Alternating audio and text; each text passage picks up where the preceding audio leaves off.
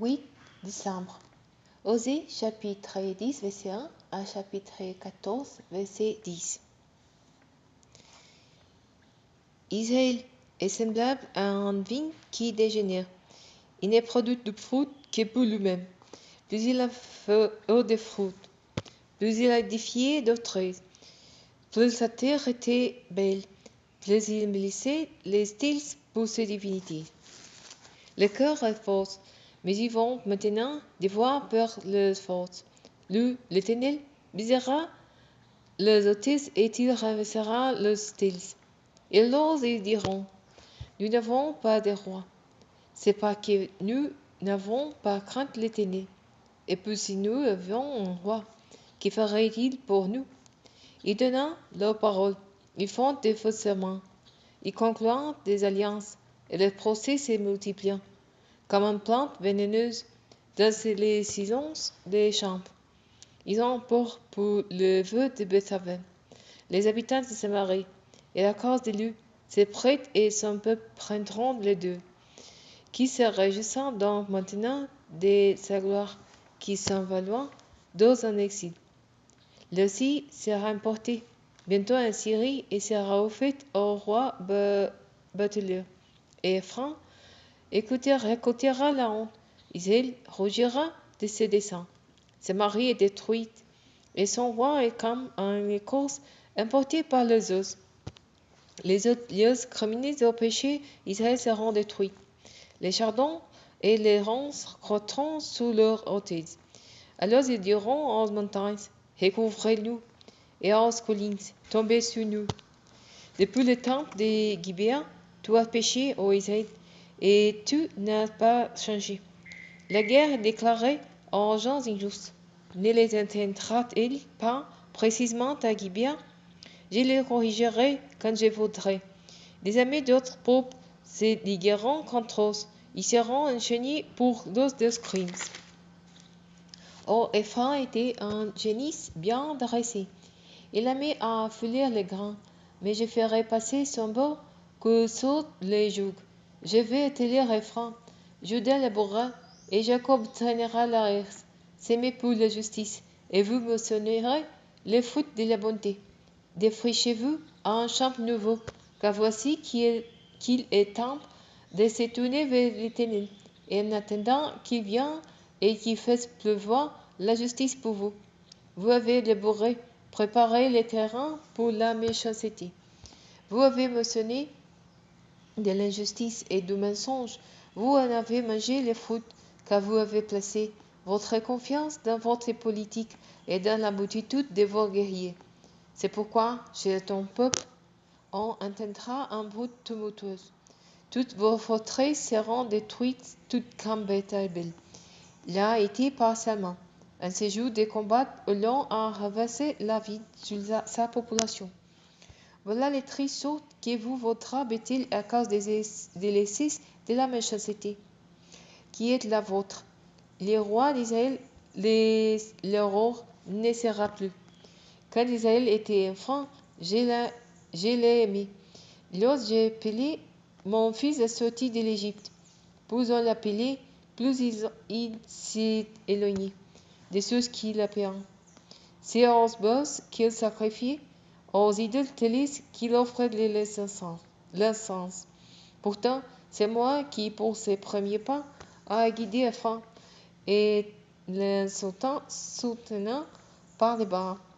Mais il n'a pas voulu savoir que moi, je prenais soin de lui. C'est par des liens, l'on tendresse toi toute humaine, et des causes d'amour que je l'ai conduit. Et j'étais pour lui comme quelqu'un qui porte un nourrisson contre ses yeux pour lui attendre à manger. Puisqu'ils ont refusé de revenir à moi, ils ne retourneront pas de l'Égypte. Ce sera la Syrie qui régnera sur eux. Le glaive va s'abattre sur leur cité, où il mettra en piste les pattes, les barres de leurs portes, et il dévorera leurs habitants à cause de leurs stratagèmes. Mon peuple est décidé à me tourner le dos. On les appelle à se tourner vers les très hauts. mais jamais aucun d'eux n'aidant élever les regards. Comment pourrais-je t'abandonner au Ephraim? Comment pourrais-je te livrer au Isaïe? J'ai traité comme Adma, ô tendre semblable à un Tsébois.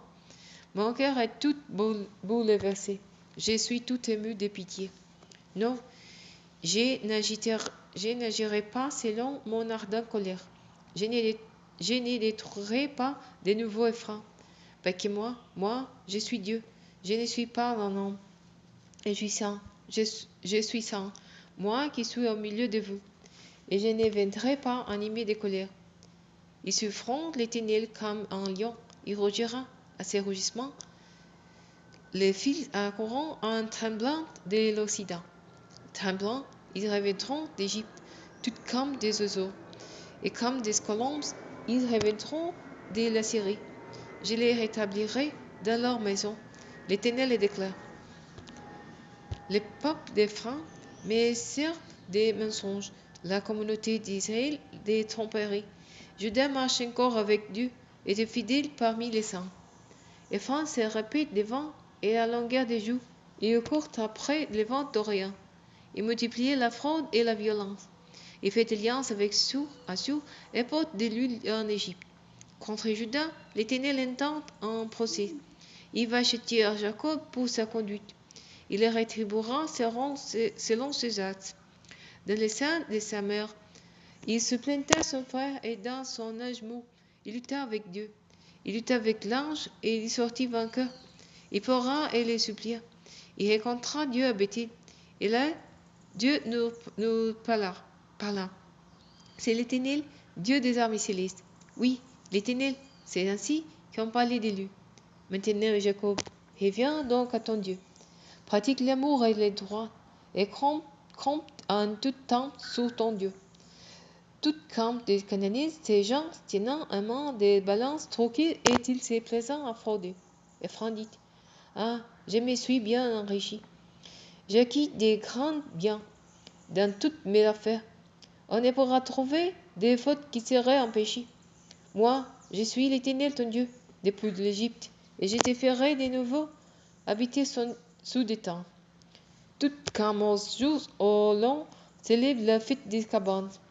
J'ai parlé aux prophètes et je leur ai donné des révélations en grand nombre. Je parlerai encore en parabole par des prophètes. Puisque Gélan est inique et il ne veut plus grande chose, car il offrant un sacrifice des taureaux à Yégal. Aussi l'autel sera rendu réduit en des temps des comptes, dans les sillons des gens. Ô Jacob, c'est un fou dans la plaine d'Aram. Israël servit pour une femme. Pour une femme, il s'est fait gardien des troupeaux. Oh, l'Éternel a fait sortir Israël d'Égypte par un prophète. Par un prophète, Israël a été gardé. Ephraim a été Dieu amèrement. C'est pourquoi son Seigneur ne lui pardonne pas les sang qu'il a versés, et il lui révoltera les mépris dont il a fait preuve. Dès qu'Ephraim parlait, tout étant terrifié, il portait la terreur en Israël. Il s'est rendu coupable en adorant Baal. C'est pourquoi il est mort. Et maintenant, voilà ces gens qui péchant davantage, faisant de leur argent des idoles fondues, des statues façonnées avec habileté. Ouvrage d'artisan qu'est tout cela. On dit te propose. Ils offrent les humains un sacrifice et font des basirs en os. C'est pourquoi ils seront semblables à une nuée matinale, à la rosée de l'aube qui bientôt se dissipe, à un fête de pelle, importé long de leur rente au bilan, et à de la fumée sortant d'un vos vêtus. Pour moi, l'Éternel, je suis ton Dieu depuis l'Égypte, et en dehors de moi, tu ne connais pas d'autre Dieu. Il n'y a pas d'autre sauveur que moi. C'est moi qui suis entré en union avec toi dans les déserts, dans une terre aride. Lorsqu'ils sont arrivés dans des grands pâturages, ils se sont rassasiés. Quand il faut rompre peu, le guil les a saisis. Là-dessous, ils m'ont oublié. Mais je serai pour eux semblable à un lion, et comme un léopard sur le chemin. Je serai aux aguettes, et comme un ours privé de ses petits. Je les attaquerai et leur déchirerai l'enveloppe du cœur. Je les dévorerai là comme un lion. Ils seront mis en piste par les bêtes sauvages. Israël, te voilà détruite, qui t'éventrait en haine. Où est-il à présent, votre roi? Où est-il? Qui vient vous sauver dans toutes vos cités? Où sont-ils à présent, vos chefs, vos skis, vous demandiez? Donnez-nous donc un roi et des ministres. Oui, je te donnerai un roi dans ma colère, je te les reprendrai dans mon indignation. Le crime de Franc est bien enregistré, et son péché est bien noté. Les douleurs de l'enfantement vont souvenir pour lui. Mais l'enfant est stupide. Le thème est arrivé, et il ne quitte pas les saints qu'il a portés. Devrait donc les affranchir du pouvoir de sépulcre et de la mort, devrais-je les sauver? Ô morte, où est la force? Sépulcre, où est ton pouvoir destructeur? Je ne peux plus les avoir en pitié. Et Franc a beau prospérer au milieu de l'herbage.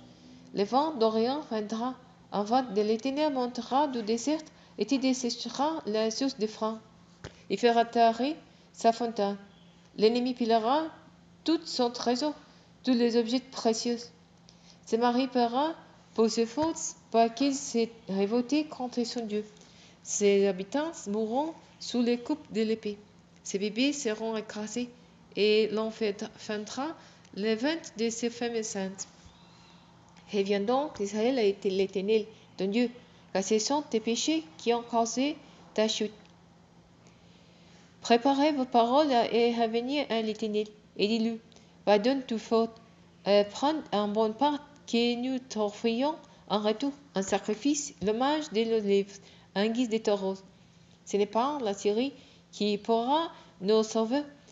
Nous ne montrons pas sur des cheveux de guerre, et nous ne dirons plus à l'œuvre de nos mains. Toi, tu es notre Dieu, car c'est toi qui as compassion de l'orphelin. Moi, je les guérirai de leur apostasie. Je leur témoignerai librement mon amour, parce que ma colère se détournera d'eux. Oui, je serai pour Israël semblable à la rosée. Il fleurira comme le lys, s'enracinera comme les cèdres du Liban. Ses rameaux s'atteindront au loin, et il aura la majesté de l'olivier, et son parfum sera semblable à celui du Liban. Ils viendront habiter à son ombre, ils serviront comme le blé, et fleuriront comme la vigne, et ils auront la renommée des grands vins de Liban. Ô Franc, qu'as-tu à faire encore des idoles? Moi, je les serai, je veillerai sur eux. Je suis comme un cyprès qui reste toujours vert. Tu porteras du fruit, et c'est moi qui l'aurai produit. Qui donc est assez sage pour comprendre ces choses, assez intelligente pour les connaître? Les voyez que les ténèbres prescrites sont de droite, les justes les suivront, tandis que les rebelles trébucheront sur elles.